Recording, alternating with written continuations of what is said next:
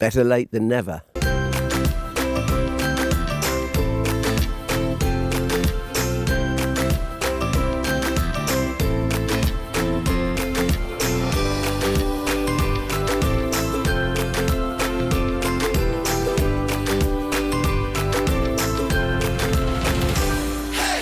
Hello, I'm Alan Gray. Welcome to Get Gardening.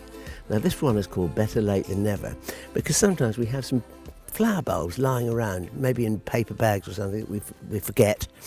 I did it with these. These are little multiflora hyacinths, and if you look at them very carefully you can see that one bulb has 1, 2, 3, 4, up to 5 or 6 flower spikes, individual flower spikes. So the bulb produces lots of smaller flower spikes, which is much easier to look after when they're in bowls, because if you get a heavy spike, it just goes bleh, falls over.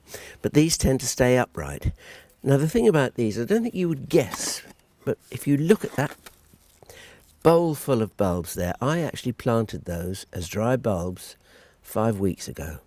It's very late, but you see they've already made that amount of growth. Well, the growth, of course, is inside the bulb when you plant them. But I've kept them outside on the shelf here, outside the office.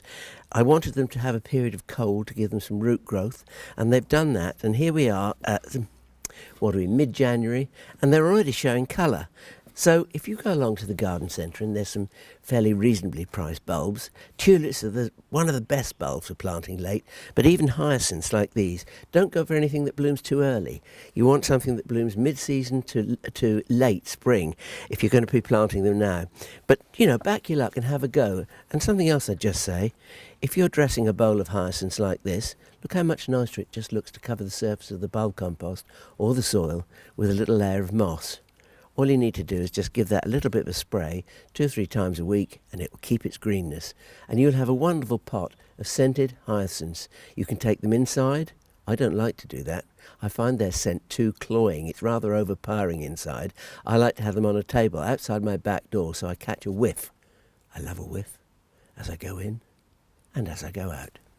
Now once your bulbs have finished flowering, just leave them, but don't forget to feed them. Whilst there are still green leaves on the bulbs, feed them. Give them a little bit of foliar feed, if you like, a spray of foliar feed, and give them some liquid fertiliser as well, all in an effort to beef those bulbs up, ready for next year.